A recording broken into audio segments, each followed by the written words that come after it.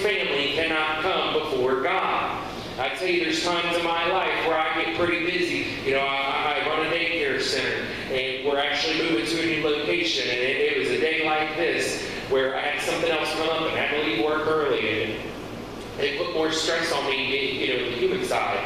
And of course, the enemy comes along and sees me in my weak points and says, well, why are you even going to go speak tonight? Why don't you call off? Why don't you call off tomorrow at your church? Just take some time off to yourself. And I've learned one thing. You cannot put God second. If He's called it, He's declared it, and He's already there waiting for you. And how dare you upstand God? How dare you stand up God? When you go on a date with somebody and you go and you say, I'm going to be there at 7 o'clock and I'm going to pick you up and I'll be at your house at 7 o'clock. That's what you say to somebody when you were dating. If you have been dating or you are dating, however you look at it. You tried to keep that commitment, did you not? If you told your spouse who was your date at that time, you know, or anybody you're dating, I'm going to be there at 7 o'clock, you meant it. You did everything you could to get there. But how many times do people tell God, oh, you want me there at 7 o'clock? I got something else coming up.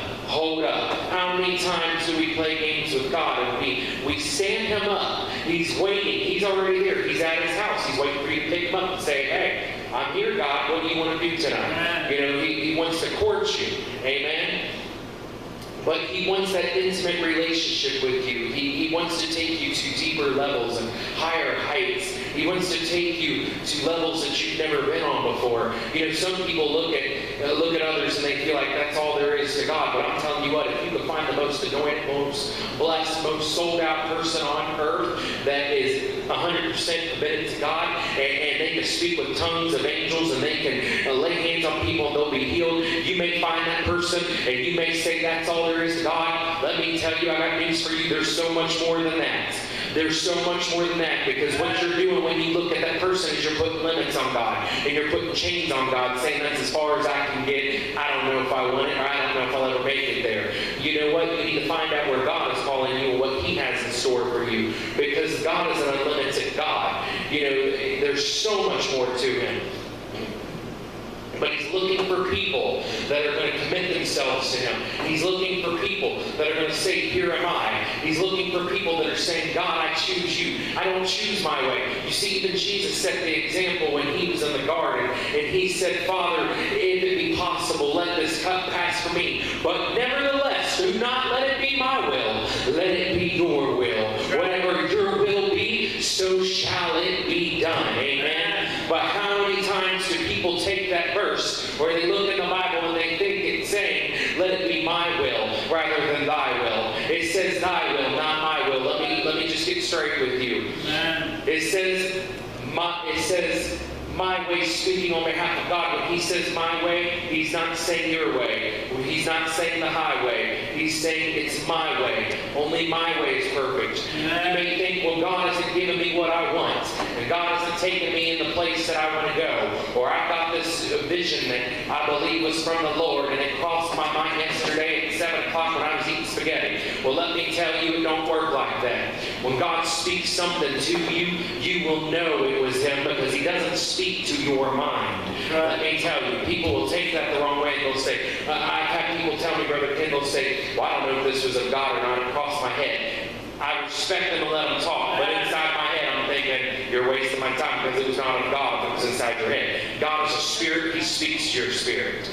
And you may say, well, that doesn't make sense. How do I know it was God then? I look at it this way. Our bodies were created with 5 senses. We can understand 5 senses, but to hear the voice of God, it's like a 6th sense. But you would know the voice. Even Jesus said, my sheep know my voice. A stranger, they're not going to follow.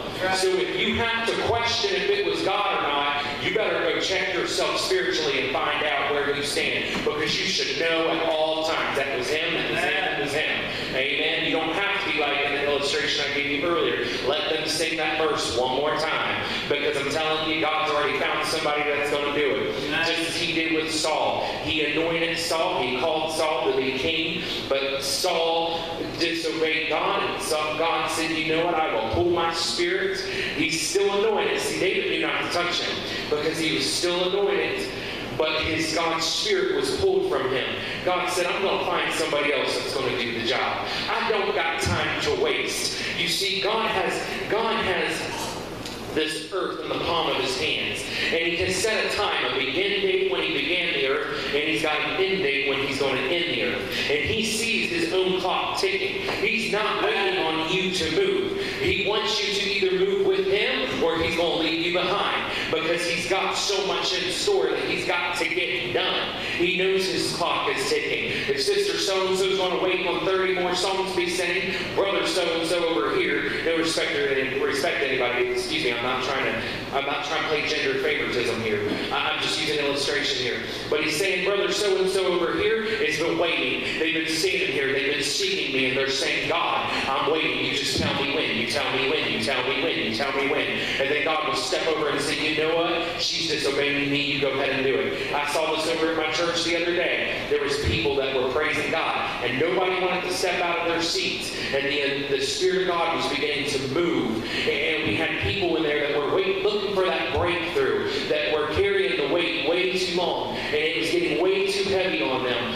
But those are the people that sometimes they want to move, but they still feel like they're bound in chains, spiritual chains, where the enemy's holding them back, saying, don't move, don't move, don't move. But yet they want to, and they're waiting for that break and that release. Well, I was watching as a watchman of the church. I'm just watching the congregation, and I said, man, nobody here is moving. And I was waiting on God. You tell me when and I'll have to move. But you see, God was waiting on one person. You see, he was waiting on somebody to be obedient, to set that atmosphere. And sure enough, the person that was in front of me stepped out and began to worship God walking around the church. And it reminded me of the people with the walls of Jericho, when they had to walk around 7 times before they saw God move. And sure enough, that young lady began to walk and just praise God back and forth. And then before we knew it, people flooded out of their seats, running to the altar, praising God. And their chains were being broken. And then one young lady who stood back, she wanted to move, but I could see in my spirit that she just wouldn't move. I went up to her, I said, the Spirit of God is upon you right now. See, you need to be obedient. You see, she was getting, God was speaking to her, she wasn't listening. So he sent a prophet over to speak to her. And I tell you what, that was her last chance. Had she not moved, he would have pulled back and said, you know what, I got somebody else that's waiting. You should be thankful when you do get those extra chances. She took me seriously. She got out of her seat. She began to praise God. And she was one that was looking for that breakthrough. She fell out and just crying. And I mean praying in a tone that I've never heard her praying. I mean just really crying her heart out. And when she got up, she was a whole different person. She said, Terry, she said, you don't know. What I was dealing with. She said, even one of the services that I spoke at last week, she was there, she goes, I believe that sermon you spoke on, it was for me, and today I saw it come to pass. And I was speaking on people walking around like a cactus rather than a flower. God has called you to be a flower that's blossoming, not a cactus that walks around with all these thorns in their flesh. That's going, look at me, I just don't feel like I can offer anything for God because I got this and this and this. Before you know it, they begin to look like a cactus in church. Cactuses don't blossom. They just are all prickly, and they feel all this pain, and they want you to feel sorry for them. And it's because they're not being obedient to God. But she said, Terry, I feel like all those thorns were just pulled from me. She said, I feel like a new person. And I'm standing there and I'm rejoicing with her for that moment. But it made me think, Brother Ken, that was her only other chance God gave her.